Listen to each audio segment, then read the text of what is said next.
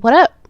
This is Tia Renee Scott, aka Tia the Writer, and this is the audio version of my article titled Why I Left My Hometown of Flint, Michigan, a Self Love Story.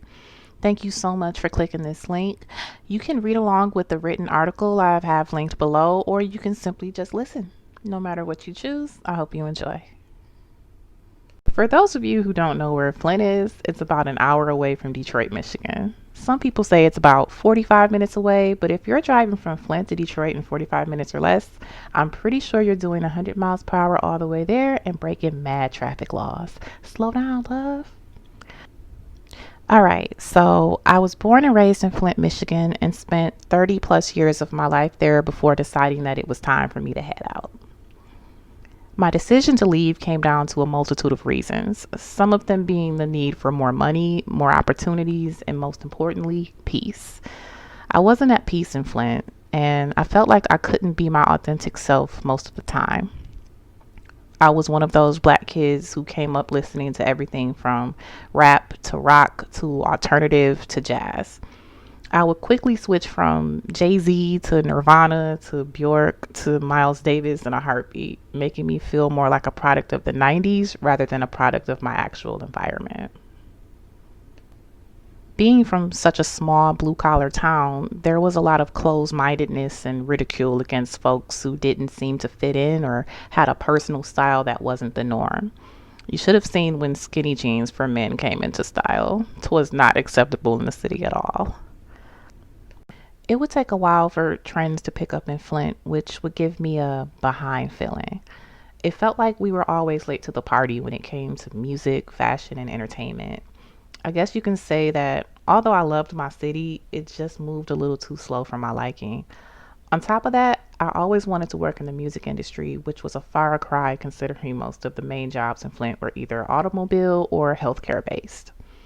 I worked a lot of little jobs in Flint at department stores and warehouses, but never got ahead like I wanted to. There were many times where I would try my very best to get a better job or a car, but it just never happened. What the hell was going on with my life? Why can't I get ahead? I asked myself these questions constantly, but could never come up with the answer. One day, while talking to a friend and Flint native who had moved to Los Angeles several years before, he told me that I had to leave. I laughed at him, scoffed even. Leave how, bruh? With what money, huh? You wild as hell. Yes, I talk like this. He explained that I hit the ceiling of Flint, which was why I was feeling restless and unfulfilled. He told me to dream bigger, to change my mindset so I could change my life, to stop limiting my life to what's in my bank account at the moment and align with what the universe has in store for me. Easier said than done, but wise words nonetheless. I decided to do the inner work.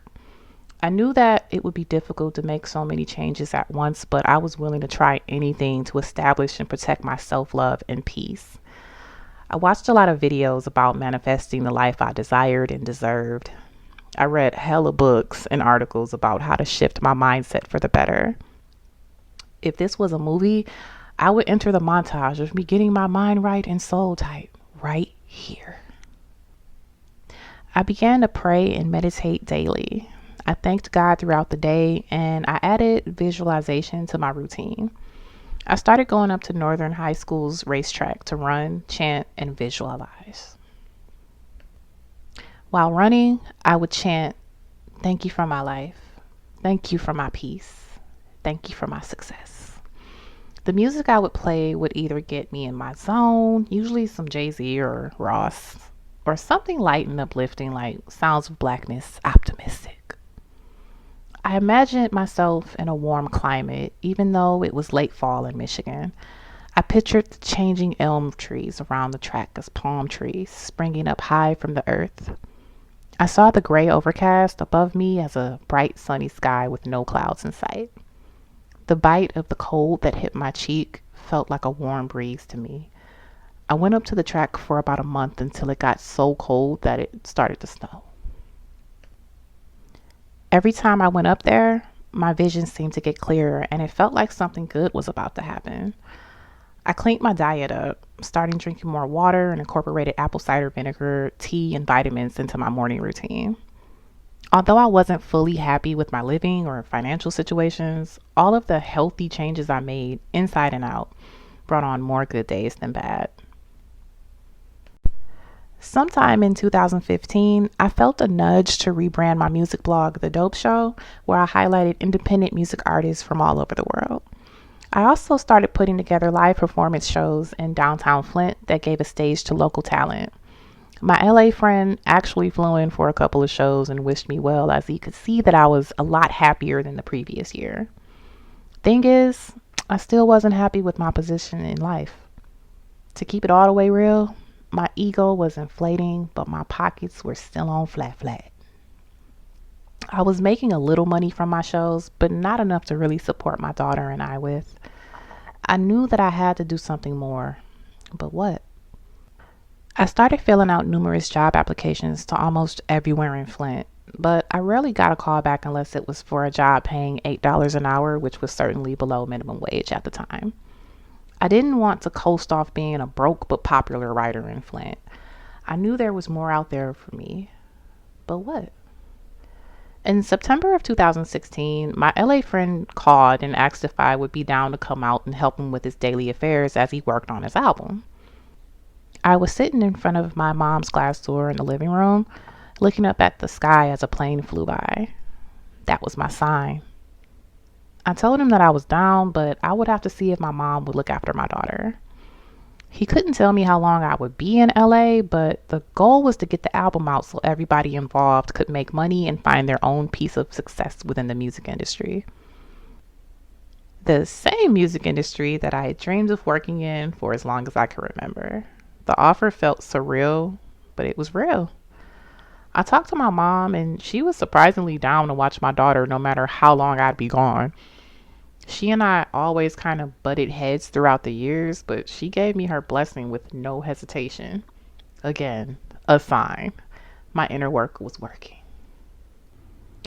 Before I knew it, I was on a plane to LA with $20 to my name and almost all of my belongings in one suitcase. I didn't know what was ahead for me, but I welcomed change with an open mind and willing spirit. Without getting into major details about my LA experience, that's another article for another day, I will say that I grew so much while living there. I learned how to adapt to living in a big city and to embrace my full self, flaws and all. I had embarked on a journey that made me leave everything I knew behind in order to explore new parts of myself. I am now more mindful and present in the moment. I know what it feels like to be happy, and I'm willing to make any change, shift, and transition to maintain it. I can honestly say that I am at peace, and I truly love myself for putting in the work to achieve it. I'm not saying that you have to leave your hometown to find peace and happiness, not at all. I know many people who love Flint and plan to live out the rest of their lives there. What I'm saying is that you shouldn't be bound to any person, place, thing, or mindset that keeps you in a state of unhappiness or despair, no matter how long the history is. If something doesn't feel right, it may be time to make a change. To achieve real peace and happiness, you have to be willing to leave or let go of whatever's keeping you stuck and trust that God and the universe has your back. Currently, I'm living in Arizona, and yes, I'm still getting little nudges that there's still more for me to do and see. I don't think this will be the place I call home for good, but in the meantime, I'm good. I recently visited Flint, and it was amazing to go back with a renewed sense of peace. It felt like I could truly appreciate it for what it is, a hardworking, blue collar town that instilled in me strength, resilience, and street smarts for days.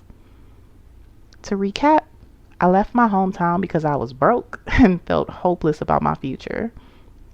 I knew that there was more for me, so I started working on myself so I could align with my purpose and find peace.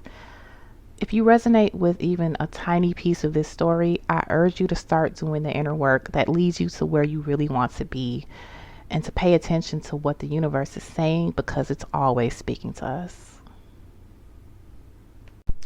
If you enjoyed this audio article and would like more content from me, sign up for my newsletter that's powered by Substack. I'll have the link below, and I promise I won't spam you. Also, find me on Twitter and Instagram at Tia underscore the underscore writer. Again, I'll have the links below. Until we meet again, peace.